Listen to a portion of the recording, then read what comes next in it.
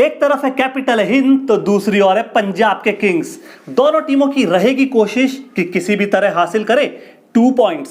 कौन जीतेगा ये बाजी और कौन होगा disappoint, let's check out in this video, क्योंकि it's going to be a Pant versus Mayank. नमस्कार दोस्तों, welcome to the world of Ishan की आईपीएल हाइलाइट्स। आज बात करने वाले हैं उस मुकाबले की जिसके होने या ना होने पर ही एक बहुत बड़ा सवाल है, क्योंकि जब हम ये वीडियो रिकॉर्ड कर रहे हैं तब पंजाब और दिल्ली के मैच को लेकर कोई बड़ी अपडेट नहीं आई है। सिर्फ वेन्यू अभी तक शिफ्ट हुआ है और मुकाबला बुधवार को खेला जाना है। और यदि दोनों टीमों के बीच बुधवार को मुकाबला हुआ तो एक्सपर्ट की राय है पंजाब और दिल्ली का ये मैच बहुत बड़ा बनने वाला है, क्योंकि दोनों ही टीमें किसी भी सूरत में 2 अंक हासिल करना चाहती है। लेकिन हमें तो हासिल करना है आपका प्यार, तभी तो हर रोज एक वीडियो के साथ आपके सामने पेश हो जाते हैं। आज पंजाब और दिल्ली की हेड टू हेड राइवलरी है, कंपैरिजन का एक सेगमेंट, पिच रिपोर्ट की एक छोटी सी चर्चा, स्वैट एनालिसिस का मसाला और पंजाब दिल्ली की प्लेइंग 11 की प्लेयर्स के 12 खिलाड़ी कौन हैं ये भी बताएंगे। और अंत में होगा हमारा मैच प्रेडिक्शन, जहां खुलासा होगा कि कौन सी टीम ये मुकाबला जीत सकती है। तो वीडियो में बने रहिए हमारे साथ। चलिए शुरू करते हैं। एक तरफ है दिल्ली कैपिटल्स तो दूसरी ओर है पंजाब किंग्स। दोनों टीमों की हेड टू हेड राइवलरी देखें तो अब तक दोनों टीमों के बीच 28 मुकाबले हुए। पलड़ा भारी आपको पंजाब का दिखेगा, लेकिन न्यूट्रल वेन्यू आप देखेंगे तो वहां पर दिल्ली दुरुस्त हुई और ज़्यादा दबंग तरीके से पंजाब पर हावी हुई, क्योंकि 10 मुकाबलों में से 6 जीत दिल्ली के खाते में गई। और आखिरी 5 मुकाबलों में तो दिल्ली और ज़्यादा दबंग दिखी, क्योंकि 80% मुकाबले उन्होंने अपने खाते में डाले। 5 में से 4 जीत दिल्ली ने हासिल की, सिर्फ एक ही मुकाबला पंजाब के खेमे में जा सका। दोस्तों, इस मैच की इंपॉर्टेंस ये है कि दोनों ही टीमें किसी भी तरह अंक हासिल करना चाहेंगी, क्योंकि नंबर 7 और 8 पायदान पर खड़ी दोनों टीमों के लिए ये मुकाबला बहुत इंपॉर्टेंट है और सबसे इंपॉर्टेंट है 2 पॉइंट्स। अब दोस्तों बात करते हैं दोनों टीमों के कंपैरिजन को लेकर। कंपैरिजन की बात हो, बैटिंग यूनिट को टटोलें और टॉप ऑर्डर का आप कंपैरिजन करें तो बेशक दिल्ली का टॉप ऑर्डर पंजाब से मजबूत नजर आएगा, क्योंकि जब से डेविड वार्नर ने पृथ्वी शॉ को ज्वाइन किया है दोनों ही खिलाड़ी ज़बरदस्त तरीके से दिल्ली के लिए रन बना रहे हैं, बेहतर स्टार्ट देते हैं और अच्छी स्ट्राइक रेट से रन जोड़ रहे हैं। और कहीं ना कहीं पंजाब का जो टॉप ऑर्डर है वो लगातार इनकंसिस्टेंट है। मयंक अग्रवाल जब चोटिल नहीं थे उससे पहले मुकाबला हुआ, ऋषभ और मयंक की जोड़ी कमाल की थी, लेकिन पिछले मुकाबले में शिखर धवन लगातार अच्छा प्रदर्शन करते हुए नज़र नहीं आए। और कहीं ना कहीं इनकंसिस्टेंसी पंजाब के इस टॉप ऑर्डर में ज़्यादा देखने को मिलती है। मिडिल ऑर्डर की बात की जाए तो पंजाब के मिडिल ऑर्डर में बहुत ज़्यादा गहराई है और अच्छे अच्छे बल्लेबाज हैं। बेहतरीन स्ट्राइक रेट से ही मिडिल ऑर्डर रन बनाता है, जहाँ लाइम लिविंगस्टोन है अकेले अपने दम पर 200 से ज़्यादा रन बना रहे हैं। लेकिन दिल्ली के मिडिल ऑर्डर में इतनी बड़ी बात नज़र नहीं आती। ऋषभ पंत है, रोमन पॉवेल है, इतने बड़े नाम हैं, बावजूद इसके टीम के मिडिल ऑर्डर की तरफ से कोई ज़्यादा कंट्रीब्यूशन देखने को नहीं मिल रहा।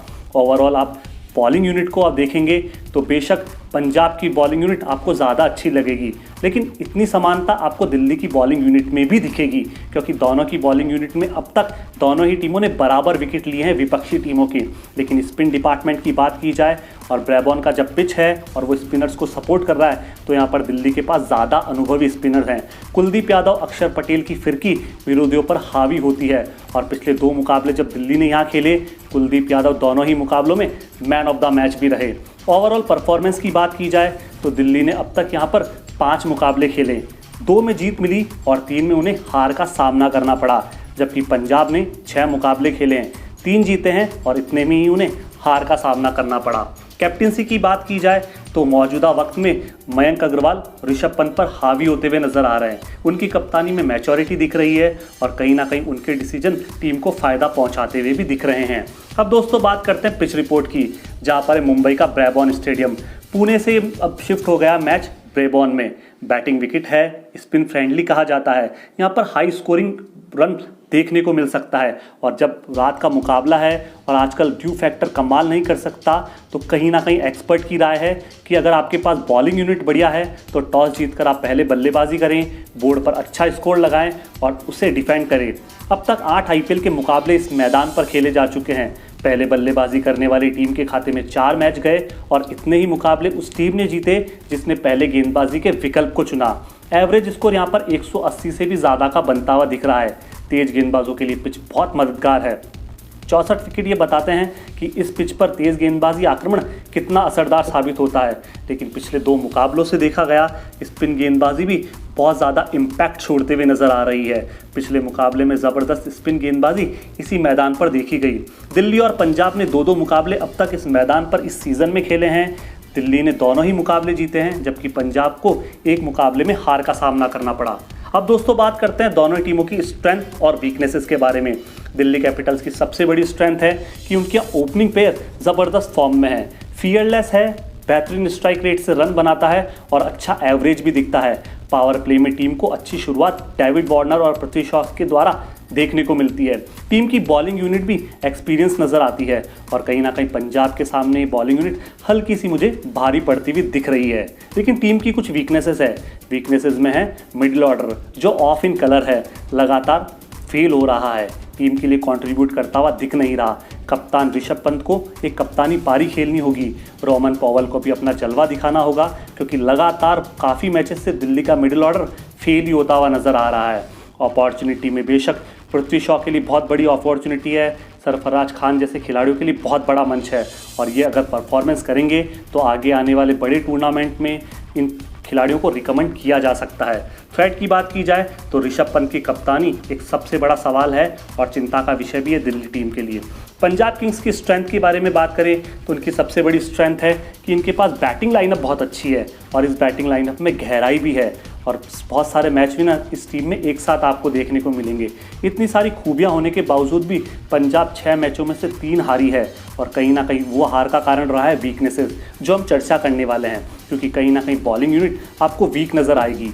पूरी बॉलिंग यूनिट अकेले कगिसो रबाड़ा पर डिपेंड करती है और लोअर मिडिल ऑर्डर लगातार रन नहीं बना रहा। टीम का स्पिन अटैक भी कुछ कमज़ोर नज़र आता है। लाइम लिविंगस्टोन अकेले ऐसे खिलाड़ी हैं जिन्होंने मिडिल ऑर्डर में 200 से ज़्यादा रन बनाए और बाकी अगर खिलाड़ियों को निकाल दें तो उनका एवरेज करीबन 70 या 80 ही निकल कर आता है। अपॉर्चुनिटी की बात की जाए तो अर्शदीप के लिए बहुत बड़ा मंच है, अच्छी गेंदबाजी भी कर रहे हैं। यहाँ पर शाहरुख खान के लिए बहुत बड़ा मंच है और कहीं ना कहीं उनको अब बहुत कुछ करने की ज़रूरत भी है, क्योंकि लगातार पंजाब इन्हें मौके तो दे ही रही है। थ्रेट की बात की जाए तो हमेशा की एक ही कंसर्न रही है कि पंजाब अधिकतर 1 या 2 गेंदबाजों पर ही डिपेंड है। यहाँ पर भी कगिसो रबाड़ा पर बहुत ज़्यादा डिपेंडेंसी नज़र आती है। अब दोस्तों बात करते हैं प्लेइंग 11 की। दिल्ली की प्लेइंग 11 में सबसे पहले नाम है पृथ्वी शॉ का, फिर नाम आता है डेविड वार्नर का। लेफ्ट राइट का कॉम्बिनेशन, बेहतरीन स्ट्राइक रेट से रन जोड़ने वाले दोनों खिलाड़ी दिल्ली को एक अच्छी शुरुआत देते हैं। सदी शुरुआत यदि दिल्ली को मिलती है तब जाकर बोर्ड पर एक अच्छा स्कोर लगता है। फिर नाम आता है ऋषभ पंत का। बल्ले से ज़्यादा कोई कमाल नहीं कर पाए, लेकिन पंत से इस बार बहुत बड़ी उम्मीद है अच्छी पारी खेलने की। फिर नाम आता है सरफराज खान का। रोमन पॉवल भी इस टीम का हिस्सा होंगे। ललित यादव को देख रहा हूँ, पिछले मुकाबले में पहला एक मुकाबला खेला था जो बहुत अच्छा रहा, लेकिन उसके बाद उनकी बैटिंग में ज़्यादा कंसिस्टेंसी दिखी नहीं। फिर नाम आता है अक्षर पटेल का। बतौर स्पिनर टीम में खेलते तो हैं, लेकिन बल्लेबाजी से भी बहुत अच्छा जौहर दिखा सकते हैं। फिर नाम आता है शार्दुल ठाकुर का। T20 के एक बहुत अच्छे गेंदबाज और दिल्ली के लिए ओपनिंग गेंदबाजी करते हैं। फिर नाम आता है मुस्तफिजुर रहमान का, एक अच्छे स्लो ओवर गेंदबाज हैं। 16 से 20 ओवर में काफ़ी दिल्ली के लिए रन बचाते हुए दिखते हैं।